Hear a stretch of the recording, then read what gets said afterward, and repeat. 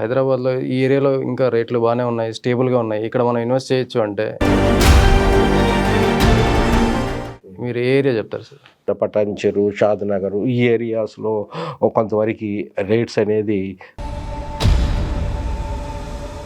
స్టేబుల్‌గా ఉన్నాయని చెప్పుకోవచ్చు మనం. లేకపోతే ఏదైనా ఓపెన్ ప్లాట్ తీసుకోవడం బెటరా? ఏదైనా వెంచర్‌లో లేదా ఒక ఫార్మ్ ల్యాండ్‌లో ఒక ప్లాట్ కొనడం బెటరా?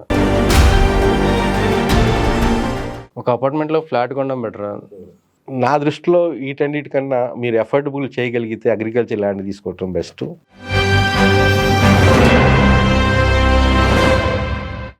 నమస్తే.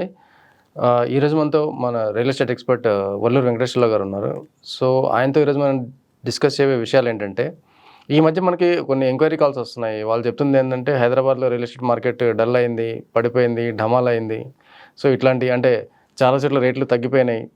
ఇట్లా కొన్ని డౌట్స్ ఎక్స్ప్రెస్ చేస్తున్నారు. సో ఈ డౌట్స్కి ఆన్సర్స్ అన్నీ కూడా మనం ఈరోజు మన real estate expert Valluru Venkateswara గారిని అడిగి తెలుసుకుందాం. సార్ నమస్తే సార్. నమస్కారం సార్. అయితే ఇప్పుడు మీకు తెలిసిందే, సో అటు సోషల్ మీడియాలో కానీ ఇటు మనకు వచ్చే కాల్స్ కానీ అన్నీ కూడా పబ్లిక్ ఏమంటున్నారంటే రియల్ ఎస్టేట్ పడిపోయింది అంటున్నారు, రేట్లు తగ్గిపోతాయి అంటున్నారు. ఇట్లా ఎందుకు జరుగుతుంది, ఇది ఎంతకాలం ఉంటుంది, అంటే సేల్స్ కూడా ఎక్కువగా లేవు అనేది కూడా ఒకటి ఈ రియల్ ఎస్టేట్ వెంచర్ ఓనర్స్ దగ్గర నుంచి కూడా వినిపిస్తున్నాయి.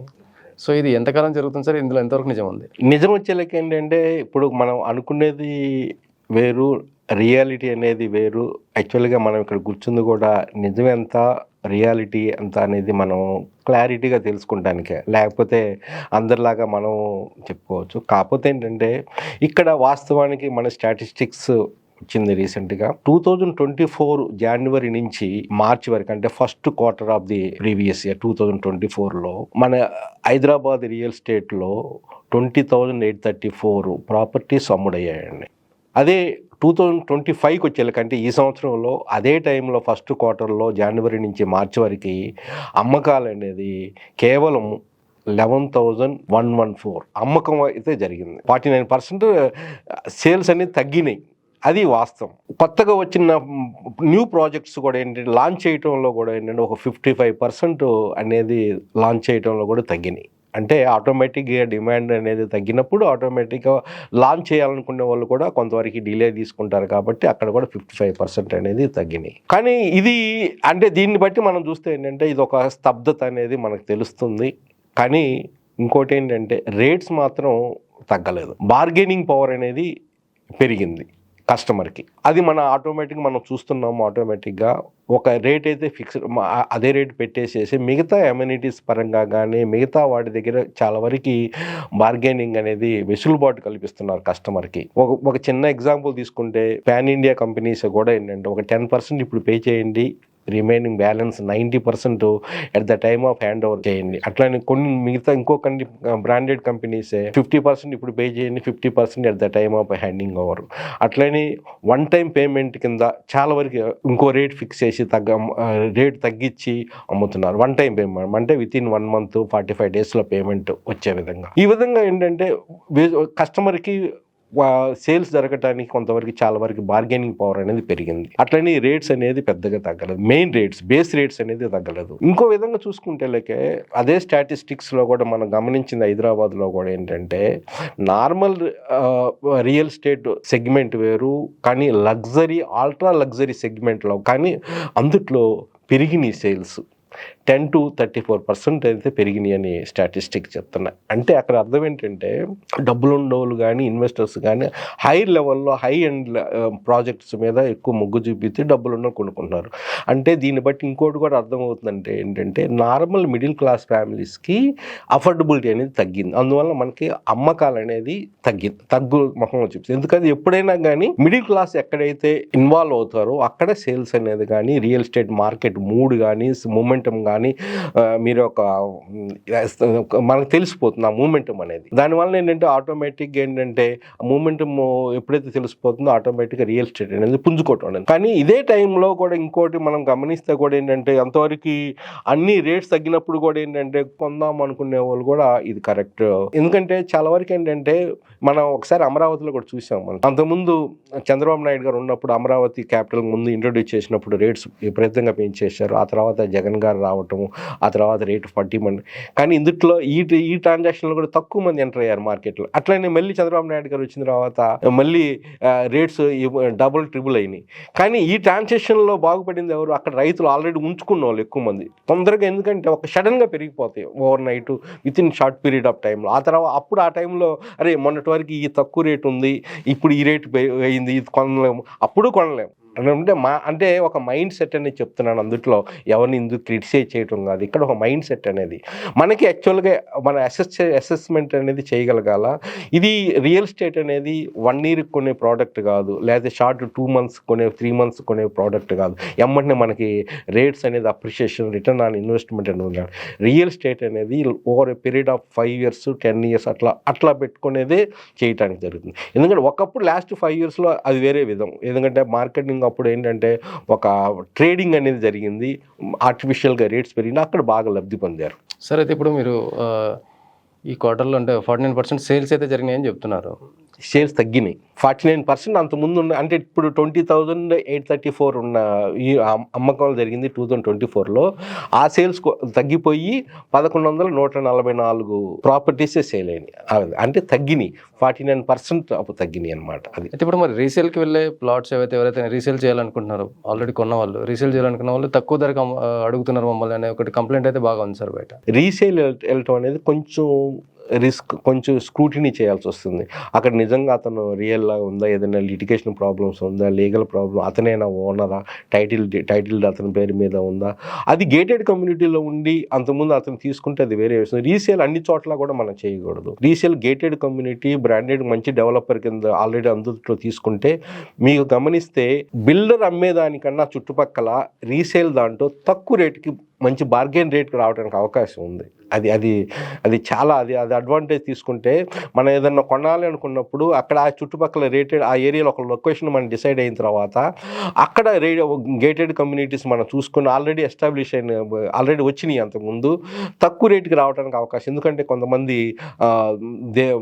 మనిషి డబ్బులు రిక్వైర్మెంట్ ఉన్న బట్టి కానీ చాలా వరకు ఏంటంటే మంచి రేటుకి దొరకడానికి అవకాశం, అంటే చుట్టుపక్కల రేట్ కన్నా రీసేల్ దాంట్లో తక్కువ, అంటే వాళ్ళు ఆశించినంతగా దొరకపోవచ్చు. ఎందుకంటే ఇప్పుడు అదే రేటు ఇప్పుడు బిల్డర్ దగ్గర అప్పుడే కొన్నాడు అనుకోండి, అదే రేటుకి అతను కొన్నాడు, అదే రేటుకి అమ్మాలంటే అమ్మలేడు. People prefer builder rather than the particular person అనమాట. శ్రీధర్ నిజంగా రేట్లు తగ్గినాయి అనుకుంటే మనకి హైదరాబాద్లో ఏ లొకేషన్లో రేట్లు తగ్గి ఉంటాయి సార్? సుమారుగా నాకు తెలిసినంత వరకు ఎస్టిమేషన్ మనకి అనలైజ్ చేస్తే ఏంటంటే, ఎక్కడైతే అఫోర్డబిలిటీ లేదో సేల్స్ పెద్దగా జరగట్లేదు, అక్కడ ఏంటంటే కొంచెం వాళ్ళకి స్తబ్దత అనేది ఉంది. దాని అఫోర్డబిలిటీ ఎక్కడ లేదు అనుకుంటే చూస్తే మనకు west part of the Hyderabad అనేది అఫోర్డబిలిటీ అనేది చాలా లేదు, అందరికీ అనుగుణంగా అందరికి అందుబాటులో లేదు.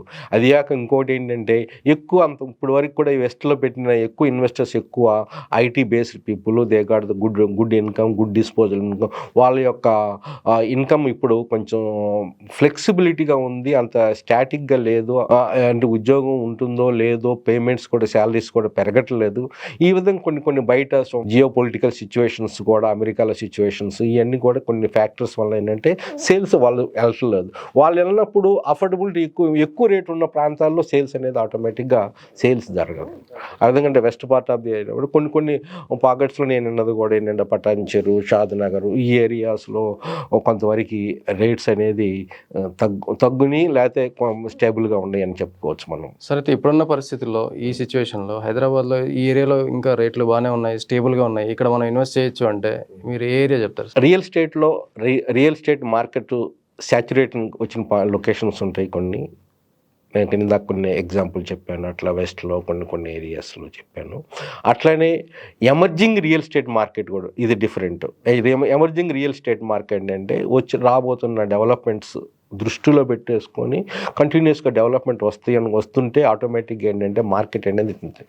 నేను గమనించిన మార్కెట్ ఏంటంటే, మీరు ఒక్కసారి గమనించండి, ఇప్పుడు కూడా నేను అది వివరంగా ఇంకో వీడియో కూడా చేద్దాము. మీరు more than 12 real estate builders, అందుట్లో చాలా గ్రేడ్ ఏ బిల్డర్స్ ఎవరు, గోద్రేజ్, రామ్కి, ఎస్ఎస్ఐ, అట్లనే జైన్ కన్స్ట్రక్షన్ వాళ్ళు, ప్రెస్టేజ్ సిటీ వాళ్ళు, అట్లనే సుమధుర, అట్లనే అనమోల్, అట్లనే అపర్ణ వాళ్ళు గ్రేడియా బిల్డరు, అట్లా 3 something 12 companies, Shri Aditya Infra వాళ్ళు, వాసవి వాళ్ళు కూడా ఏంటంటే నేను చూసిన ఏరియా సాతం రాయ్, అది అది నేను ఒక వీడియో సపరేట్ కూడా చేస్తాను. వితిన్ 7 కిలోమీటర్స్ డిస్టెన్స్లో ఒక 12 ప్రాజెక్ట్స్ అండర్ కన్స్ట్రక్షన్ ప్రాజెక్ట్స్ ఎక్కువ, కొన్ని ఆల్మోస్ట్ సగం వరకు అయితే 50% కన్స్ట్రక్షన్ అయినాయి, లేకపోతే ఎక్కువ 7 to 8 ప్రాజెక్ట్స్ ఇప్పుడు అండర్ కన్స్ట్రక్షన్ జరుగుతున్నాయి, సేల్స్ జరుగుతున్నాయి. సేల్స్ అక్కడెక్కడ తగ్గల, అది సాతంరాయ ప్రాంతంలో. ఇంకోటి బుడ్వేల్ అటువంటి ప్రాంతంలో, బుడ్వేల్ కూడా మంచి ప్రాంతం, అదొకటి. ఇక్కడ రేటు నేను చెప్తాను, ఇప్పుడు ఈ సాతంరాయ కూడా ఏంటంటే రేట్స్ కూడా 7,000 నుంచి 8,000 పర్ ఎస్ఎఫ్టీ. అక్కడ అన్ని అపార్ట్మెంట్ కల్చరే, విల్లా అది అనేది అఫోర్డబిలిటీ లేదు, ల్యాండ్ అనేది ప్లాటింగ్ కానీ లేదు. 2 విల్లా ప్రాజెక్ట్స్ అయితే అక్కడ రాబోతున్నాయి. సాతంరాయ బాంధు, శ్రీ ఆదిత్య ఇన్ఫ్రా వాళ్ళు రాబోతున్నారు, అట్లనే వాసవి వాళ్ళు కూడా రాబోతున్నారు. అది ఇప్పుడు జస్ట్ ల్యాండే వాళ్ళ దగ్గర ఉంది, ఇంతవరకు దాని గురించి ఇంతవరకు మార్కెట్లోకి అయితే ఇన్ఫర్మేషన్ రాలేదు. ఇంకోటి నాకు తెలిసినంతవరకు ఒక తుక్కు కూడా ఆ ప్రాంతంలో ఇప్పుడు ఇన్వెస్ట్మెంట్ చేసిన, మహేశ్వరం ఆ ప్రాంతంలో ఇన్వెస్ట్మెంట్, తుక్కుగూడలో 45,000 పర్ స్క్వేర్ యార్డ్ ఆ ప్రాంతం, ఏది ప్లాట్ కొనుక్కునే వాళ్ళకి, అట్లనే విల్లా కొనుక్కునే వాళ్ళకి ముఖ్యంగా చూస్తుంటే అక్కడ ఒక 8,000 కాడ నుంచి 8,500 కాడ నుంచి 12,000 పర్ ఎస్ఎఫ్టీ వరకు విల్లా ప్రాజెక్ట్స్ ఉన్నాయి. ఇంకా ఆల్ట్రా లగ్జరీ పెట్టుకుంటే 25 crores of rupees projects, villa projects కూడా, ఇది సిగ్నేచర్ విల్లాస్ అండి అక్కడ. అంటే అక్కడ వేరియేషన్, తుక్కు కూడా ఒకటి, మహేశ్వరం ఒకటి. మళ్ళీ అది మహేశ్వరం కూడా వెరీ ఎమర్జింగ్ మార్కెట్ అవుతుంది. దీనివల్ల చాలా కారణాలు ఉన్నాయి దానికి, ఫ్యూచర్ సిటీ వలన కానీ, ఓఆర్ఆర్కి దగ్గర వలన కానీ, డిఫరెంట్ SEZs ఉండటం వలన అక్కడ కానీ, మహేశ్వరంలో కూడా అక్కడ కూడా 20-25,000 పర్ స్క్వేర్ యార్డ్. ఇంకోటి ఎమర్జింగ్ మార్కెట్ చూసేలాకి నేను గమనించింది రావిరియాల కూడా అంతేనండి, ఆల్మోస్ట్ అంటే 20,000-25,000, అది ఎగ్జిట్ నెంబర్ 13 అనమాట. అది అక్కడ కూడా మంచిగా ఎంప్లాయ్మెంట్ జనరేషన్ అవ్వబోతుంది. అది అంటే ఫ్యూచర్ సిటీ గుండా వెళ్ళే ఒక రేడియల్ రోడ్ అని 330 feet రోడ్ ఆ రావిరియాల నుంచి ఓఆర్ఆర్ కలుపుకొని up to regional ring road Amangal వరకు ఒక రోడ్డు రాబోతుంది. 330 feet రోడ్, 330 feet రోడ్. అక్కడే మెట్రో కూడా రాబోతుంది.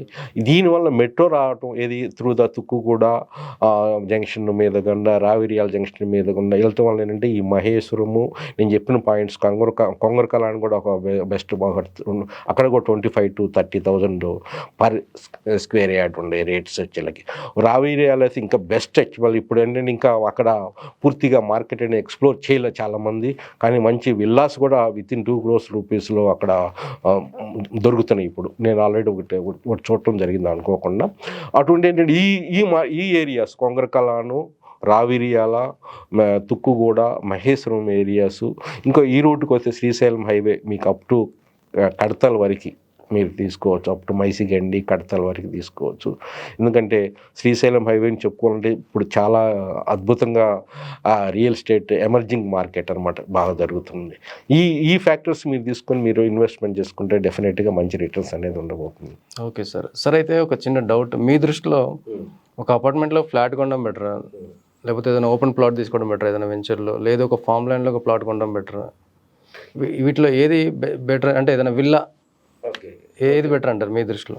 నా దృష్టిలో వీటన్నిటికన్నా మీరు ఎఫోర్డబుల్ చేయగలిగితే అగ్రికల్చర్ ల్యాండ్ తీసుకోవటం బెస్ట్. కారణం ఏంటంటే అగ్రికల్చర్ ల్యాండ్ తీసుకుంటే ఆటోమేటిక్గా ఏంటంటే ఇప్పుడు ల్యాండ్ రేట్స్ అనేది డెఫినెట్గా పెరుగుతాయి. అది స్కేర్ సిటీ అనమాట యాక్చువల్గా ల్యాండ్ రేట్స్. దానివల్ల ఏంటంటే మనకి అగ్రికల్చర్ ల్యాండ్ పెద్దగా ఇన్కమ్ లేకపోయినా, దానిపైన ప్యాసివ్ ఇన్కమ్ లేకపోయినా కానీ, ఇంకా అంతకుముందు బీఆర్ఎస్ గవర్నమెంట్ అప్పుడు ఇంకా అద్భుతంగా ఉంది యాక్చువల్ అగ్రికల్చర్ ల్యాండ్కి డిమాండ్ కూడా. కారణం ఏంటంటే అక్కడ వాళ్ళు రైతు బంధు అందరికి ఇచ్చారు, ఎవరు దాన్ని వదులుకోవడానికి ఇష్టం లేకుండా ఉండడం వల్ల దానికోసం కూడా, ఎందుకంటే కౌలుకి ఇచ్చే దాని మీద కౌలుకి ఇచ్చే డబ్బుల కన్నా వాళ్ళు గవర్నమెంట్ ఇచ్చే 10,000 రూపీస్ పర్ ఇయర్ ఇచ్చారు పర్ ఏకర్. అదే ఇప్పుడు కాకపోతే ఈ గవర్నమెంట్ వచ్చిన తర్వాత ఎన్ని రెస్ట్రిక్ట్ చేశారనుకోండి.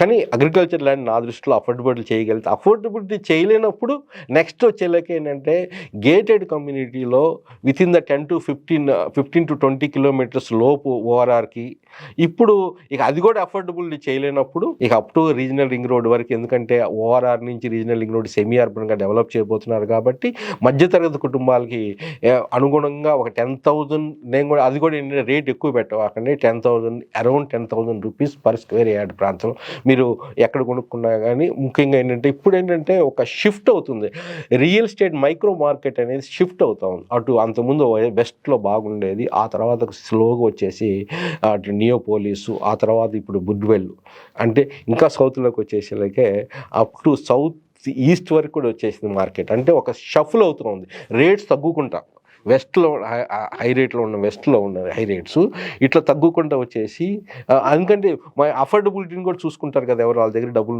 అందుకని మార్కెట్ ట్రిగిల్ డౌన్ అవుతుంది అనమాట, సౌత్కి వచ్చేస్తుంది, సౌత్ ఈస్ట్ వరకు కూడా వచ్చేది. ఇది ఫ్యూచర్ సిటీ డెవలప్మెంట్ అవ్వటం వలన ఫ్యూచర్ సిటీ డెవలప్మెంట్ సౌత్ ఈస్ట్లో ఉంటుంది. అంటే ఈ విధంగా ఉంటుంది. అంటే ఎక్కడైనా కానీ ఈ ప్రాంతాల్లో మీరు ఇన్వెస్ట్మెంట్ చేస్తే మంచి రిటర్న్స్ అనేది డెఫినెట్గా, రిటర్న్ అండ్ ఇన్వెస్ట్మెంట్ అనేది అట్లీస్ట్ 4-5 ఇయర్స్లో డబుల్ అనేది డెఫినెట్గా అవుతుంది. ఎందుకంటే మీకు ఎక్కడ ఫిక్స్డ్ డిపాజిట్ చేసుకున్నా కానీ 8 to 9 years పడుతుంది మినిమం డబుల్ అవటానికి. అది. Thank you so much sir. Thank you అండి. నా పేరు Valluru Venkateswarlu, I'm a property advisor. మీకు ఇందుట్లో ఈ విషయాలు ఏదైనా డౌట్ ఉన్నా కానీ నన్ను సంప్రదించవచ్చు. నా ఫోన్ నంబర్ 812-174-8850. Thank you.